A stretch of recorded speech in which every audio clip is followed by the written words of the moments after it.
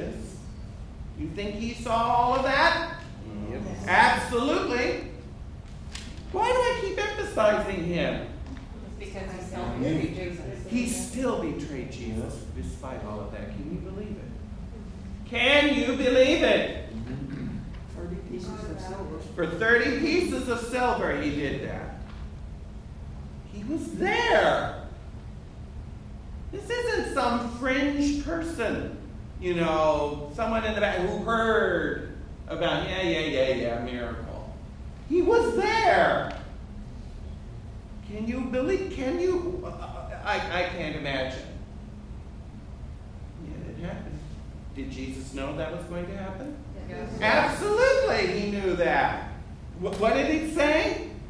Let's keep reading. Jesus answered them, "Did I not choose you, the 12? All of you. And one of you is a devil."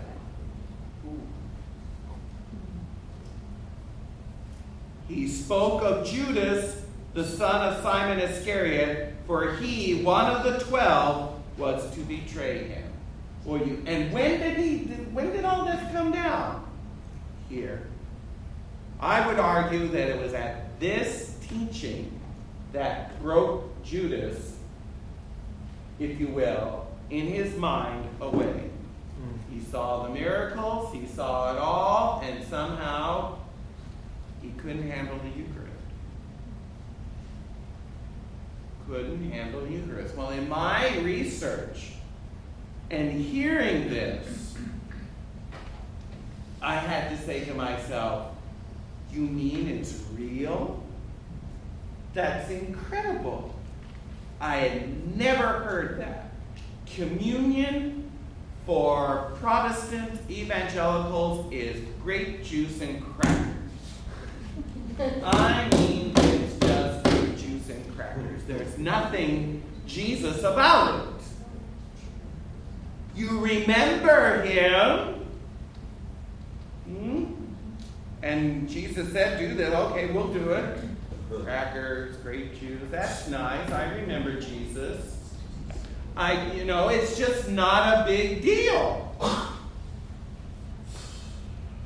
And yet, what I was reading was that this is Jesus' real presence.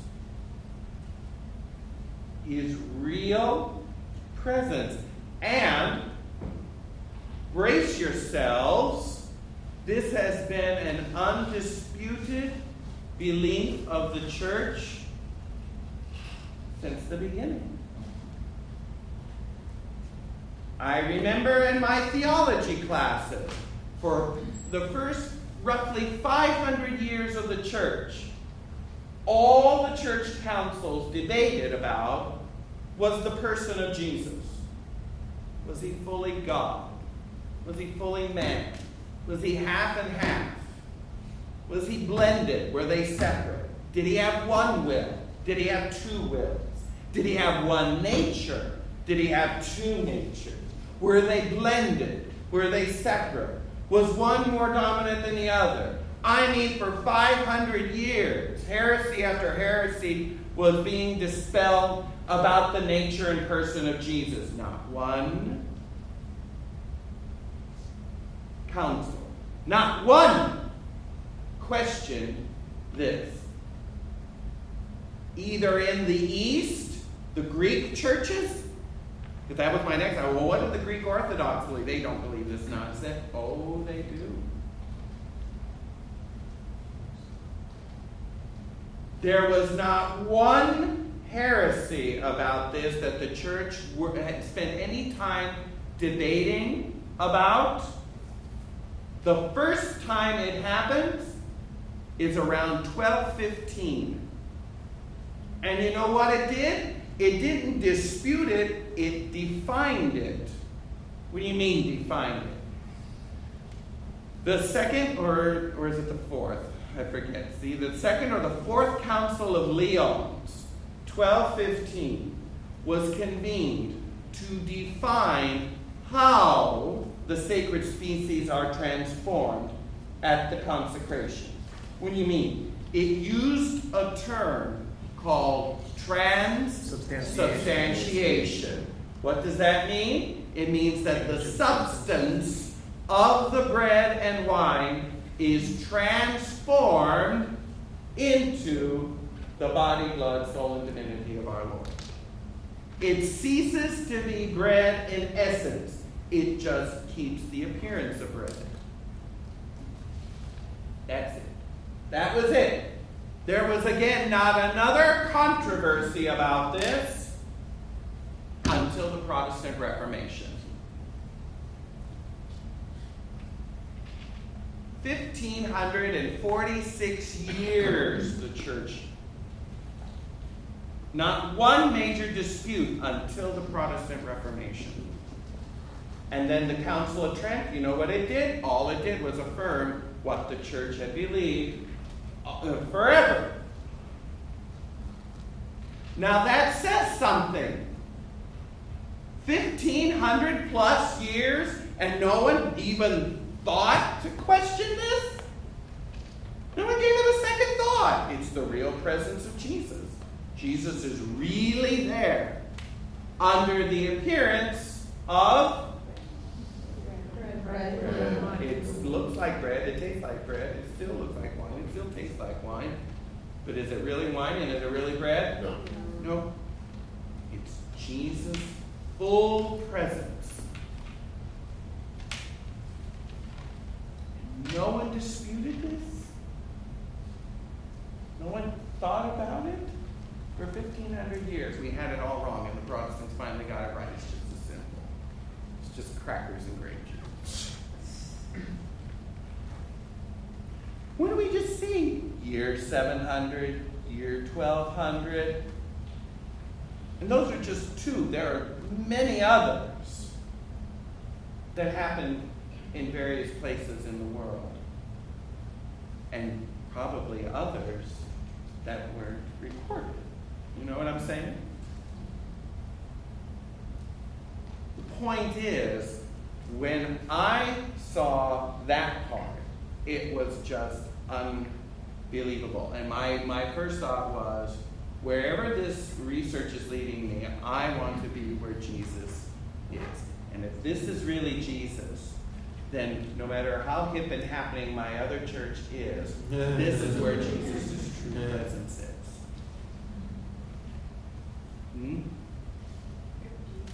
That's why I became a Catholic and why I stay a Catholic.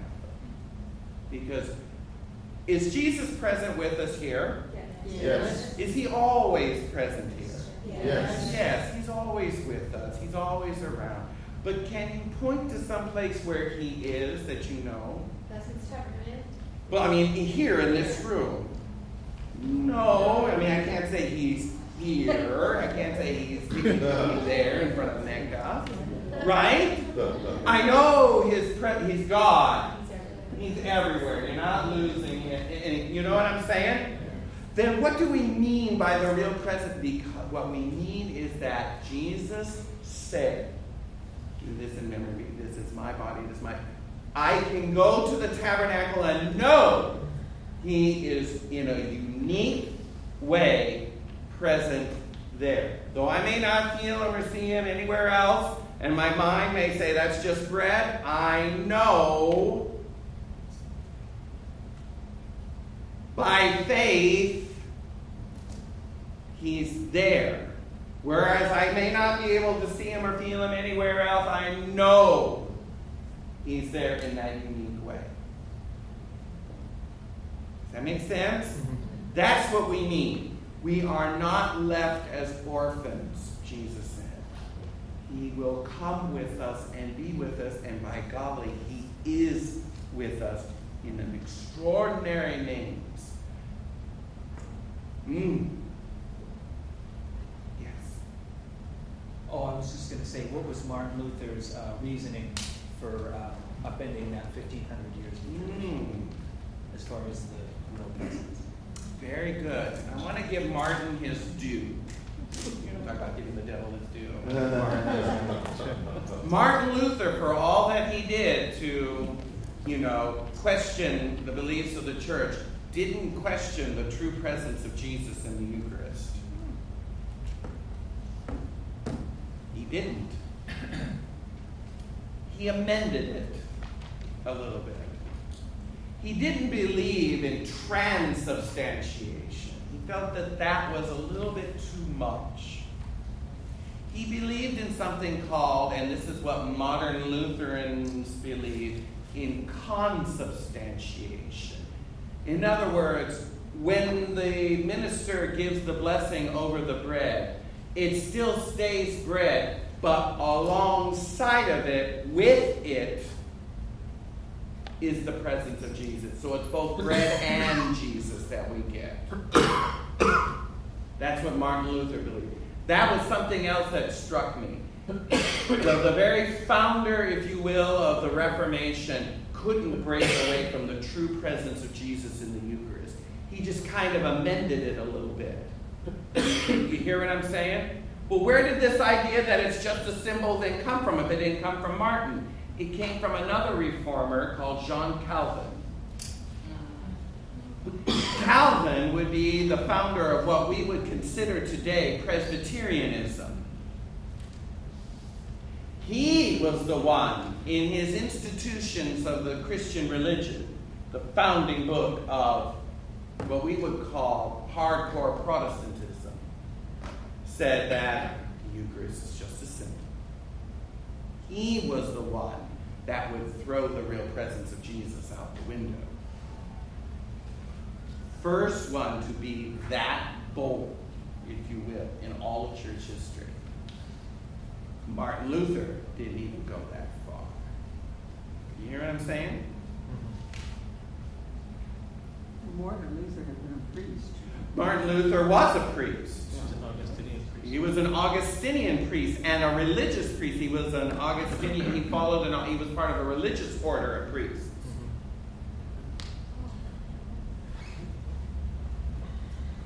And he had an earned doctorate in theology. This guy was no slouch.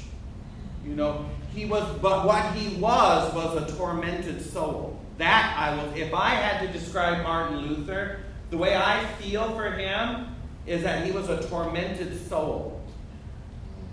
His confessors told in their biographies that Martin Luther would be found prostrate in his cell, back bare, because of flagellating himself all night. He would pass out because of the kind of torture he would do to his own body to try and save his soul. I mean, this was someone who was in deep penance and mourning and striving to find peace in his soul. But his view of God was that of an angry judge that was ready to just throw you into hell as so much as look at you. And required stiff and harsh penance and mortifications of the body to save this wretched life. This is why his superiors ordered him to, A, go into theology, to find some peace for his soul, and prior to that, go on a pilgrimage to Rome. And see, back then, they didn't board a plane and they traveled to they walked. He walked from Germany to Rome. So you talk about going on pilgrimage. I mean, they went on. I mean, this took years to go back and forth. And it's not just some small 2-day trip. You know what I'm saying? And why? To pray, much like Peter of Prague, to pray at the tomb of St. Peter and Paul, the strength of our church for faith to believe. And it was because his superiors did that to try and give his soul some faith. Unfortunately, when he got to Rome, he saw all of the corruption that was going on in the street, the prostitutes, the priests that were sleeping with the harlots of Rome, and then go and celebrate Mass at St. John Lateran's. I mean, he was just appalled at all of the corruption. that was there, which was kind of later fueled by the whole Tetzel event, the selling of indulgences and stuff. The whole thing just came crashing in around his ears. That's why I would really encourage you, if you can, please, this is my pitch now before our time is up. If you haven't already and want to know more about Protestantism in its 500th anniversary this year, please sign up to the Catholic Answers Conference that'll be at the end of September of this year, where you will hear about the causes of the Reformation and how to speak to those of our separated brothers and sisters. To answer your question, do all Protestants go to hell because they don't consume the body and blood of our Lord? No. Well, then why do we, and why? What's the difference? The ordinary means. It is both the ordinary means of salvation and it's contingent on whether you know it or not. If you are raised without that knowledge, you are not responsible for it. But once you know, and do not do, well, that's a whole other ball game. Right? So if I were to have died as an evangelical Protestant and never had taken the Eucharist, would I have gone to hell? No. Well, we don't. Did the thief on the cross go to hell? No. He never took the Eucharist. But again, we're back to he wasn't also baptized either. He never went through confirmation. I mean, why does he get to go to heaven and so many other people do not? Because God is mercy. That's why. Well, then why all the sacraments? Why all of this hullabaloo and stuff? Because that's the ordinary way that God has instituted by Christ to redeem the world. And by the way, I must add this before our time is up. I've been doing some study and meditation on the sacraments. And it was very interesting at work. I had a coworker say,